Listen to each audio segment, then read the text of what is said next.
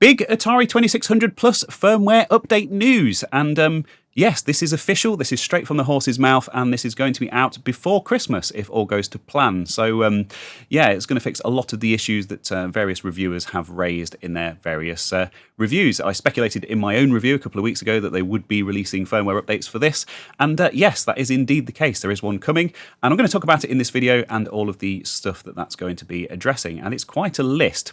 But first, I'll just do a very quick recap of the situation and what the 2600 Plus actually is, if you're coming here from nowhere on the internet or wherever.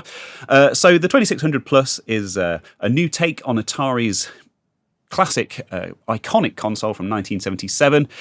It's very, very good in my personal opinion. I've reviewed it myself on my channel. This was my review a few weeks back, and I did some things with it that a lot of other reviewers kind of didn't cover. Testing out the 7800 PAL compatibility, found some issues with that.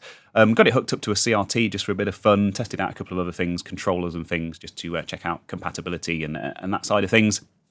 And yeah, got it hooked up to a light gun just to see if that would work. And no spoilers, but if you want to go and check that out, I will put that in the usual places, the link to that.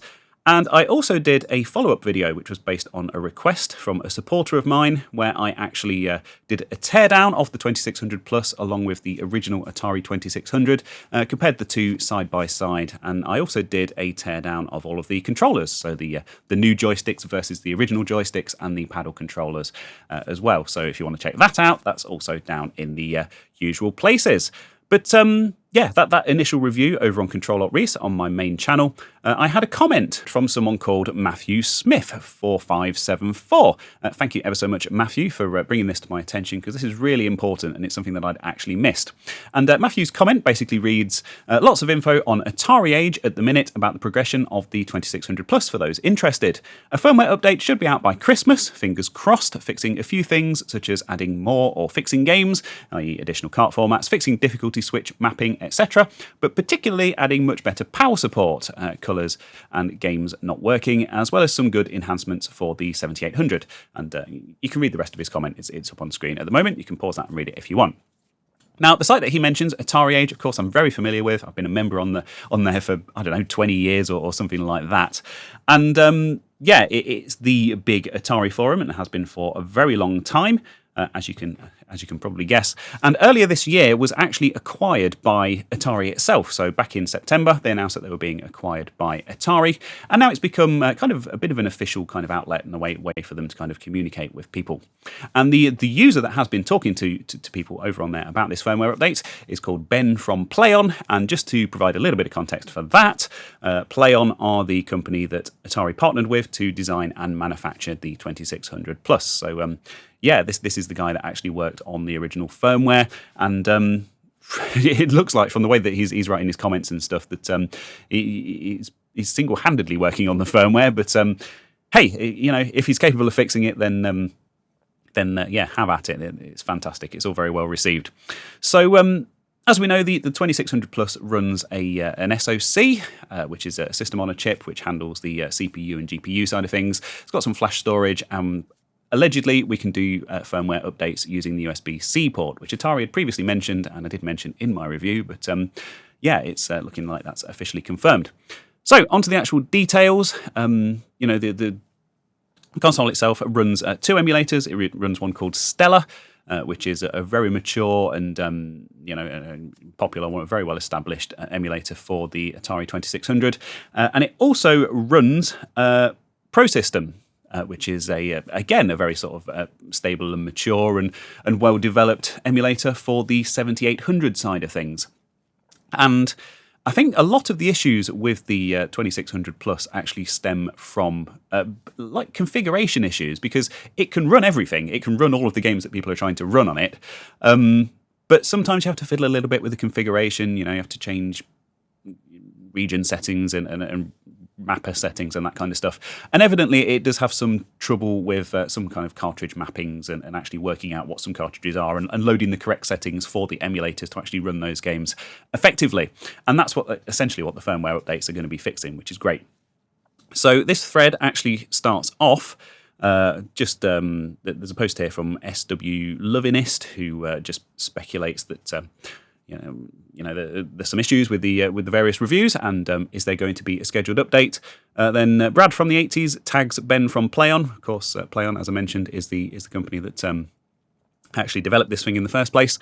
And then Ben from PlayOn actually chips in with a list of stuff that they're trying to fix ASAP. And in a little bit later on, he does mention that they are aiming to get this out by Christmas. So the issues that they're addressing currently with the first firmware update for this console is the 7800 emulation, of course, which I mentioned and I tested myself. It's not perfect, but it was good. It was good enough. A couple of very obvious issues, which a few people mentioned in my comments as well. 7800 dumper upgrade. The way this thing works is you stick a cartridge in it, it dumps the cartridge into RAM, and then it runs it from there, which isn't how the original console worked. The original console basically didn't have any RAM. At me down in the comments if that's not right. But and enable homebrew. So this is, like I say, mappers, the way that the actual ROM data is mapped on the actual cartridges for stuff that's bigger than 4K, bigger games and stuff, later games and modern homebrew games.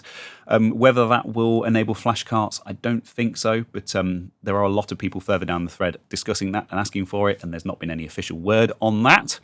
2600 PAL color palette changed to Z26, so this is just changing the color palette in the emulator to a more accurate version. Like I said, there are some configuration options in these emulators that we don't have access to on the 2600 Plus, but they can change them in firmware. 2600 dumper upgrade again to fix Real Sports Boxing, Circus Convoy, CBS RAM Plus, and M Network games. So that's going to fix absolutely loads of original 2600 games, which is fantastic. Again, this is to do with the way that it loads the games from the cartridge. 2600 difficulty switch reversal. A couple of people noticed in their reviews that the difficulty switches were actually the wrong way round. It's a very trivial thing, but it's great that they're that sort of focused on originality and authenticity that they're going to fix that. So that's fantastic. And 2600, 7800 auto detect cart region for 50-60 hertz display. Again, compatibility issues with the emulator, where some people have noticed that games aren't running right, and it's because it's trying to run 60 hertz games at 50 hertz and that kind of stuff. Of course, here in the UK, we've got 50 hertz PAL as our TV standard, and in America, they had NTSC, which is 60 hertz, so they run at different speeds. And that's basically a kind of a definitive list from the developer himself, saying this is the stuff that we are currently working on fixing, which is fantastic. And then a couple of people mentioned some other things. There's specifically Trady Blix here, who mentions, don't forget the reversed buttons on the 7800 controllers / games, apparently. I haven't actually tested myself, but I've heard about it. And a few people mentioned this in my comments in my review as well. And I didn't actually pick up on this because I tested it with the 2-button pad, and as far as I was concerned, it worked. And if you've got the original 7800 2-button pad, it's not really an issue, unless you play those games really regularly and you're used to the actual button mappings that they use. You're probably not even going to notice it. The issue is that a lot of those games, actually, the second button is for something that's kind of optional. So someone mentioned Xevious, and obviously you've got your main kind of fire, and then you've got a secondary fire. You can actually play the game just using the main weapon and never use the secondary fire. But you can't do that with the 1-button joystick that comes with the 2600 Plus on the 7800 version of the game currently, because the button mapping is the wrong way around. So you're basically firing the secondary weapon rather than the primary weapon. And there's quite a few examples of stuff like this that I didn't pick up on and I didn't cover in my review because I didn't test that specific aspect of it. And the other reply from Ben from PlayOn in this thread, basically him saying is, excellent suggestions, blah, blah, blah, blah. This is people talking about the loading screen and stuff, which I will talk about in a second. But his response to this one is, so embarrassing. Honestly, I shrink into a corn cob with cringe at these findings. This is one exception where I'm updating that list above. So it looks like this is also going to be in that Christmas firmware update. He's also taking feedback from people in this thread regarding stuff like the loading screen. If you start the console up and without a cartridge in, or you take a cartridge out because you want to swap and start playing the next game, it comes up with a big red loading failed message, which obviously isn't necessarily accurate. It should detect that there's no cartridge in there and say, please insert cartridge. He's taken that on board. It looks like that's potentially going to be in a future update. And then the rest of this thread is just people discussing mainly flashcarts, other kind of nice things that they want, like changing the logo and stuff like that. I don't know if we'll ever get the ability to change the logo for our own by using a flash drive with a graphic on it, PNG or whatever.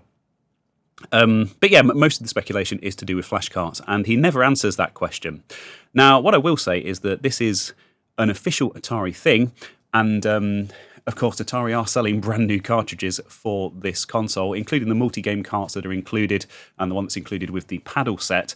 It wouldn't surprise me one bit if Atari were putting pressure on PlayOn specifically not to support flashcarts. Obviously, a flashcart, you stick an SD card in it, you can load up all of the games ever made for the 2600 and the 7800 and play them from that. And it's probably going to be a bit of a fudge to try and get them to work with this, and it's probably a fudge that Atari don't want, because they're games that they could be selling, even though they're games that have been out there for 40, 50 years or whatever. But hey, maybe some third party will get it working. Of course, if there's an official firmware update, then the kind of people that like to fiddle with these things will have something to use as a basis, and they can actually pick that firmware update apart. If there's some kind of digital signing or something involved in that restricts third-party firmwares and stuff, then they can potentially break that encryption and stuff once they have an example of what that firmware is supposed to look like. That's pretty much how it usually goes. So also potential for some third-party hacked firmwares and stuff off the back of this official one. But yeah, as it stands, I was quite happy with the 2600 Plus. The vast majority of stuff I tried on it worked fine.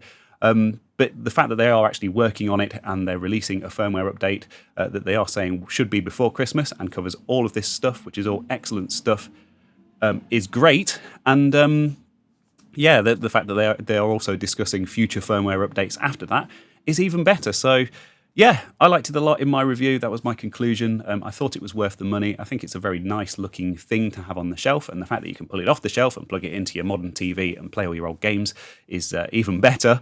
And the fact they're making it even better, it is great. So more positive moves from the current owners of Atari. Very strange to see, but I wanted to put a video out there about this, just because I'd missed it, and there's potentially other people out there who aren't regulars on the Atari Age forums who may have missed it too. So lots and lots of good news. And the only other piece of news regarding the 2600 Plus is there were quite a lot of people out there who I saw were complaining about shipping problems. Mine arrived from Amazon in the UK, no problems at all. In fact, it actually arrived much earlier than I expected it, and that's kind of generally what I'm hearing here in the UK. But there's quite a lot of people who ordered them direct from Atari in the US who are having, or who have had issues, partial shipments with bits missing, and complete lack of status shipping updates and stuff that's arriving late. From what I've seen on social media, it looks like Atari are actually responding to people now, and that stuff is going out, and it is actually starting to arrive, which is great. So hopefully everyone will get their 2600 Plus by Christmas. But that's all from me on the firmware issue. Really looking forward to that. Of course, I will be testing that out on my channel once that's ready. So very much look forward to it. So thank you for watching, and don't forget to subscribe and all of that other stuff. And if you haven't seen those reviews and the teardown that I did, the links to those are down in the description, as well as everything else that I have discussed in this video. So bye.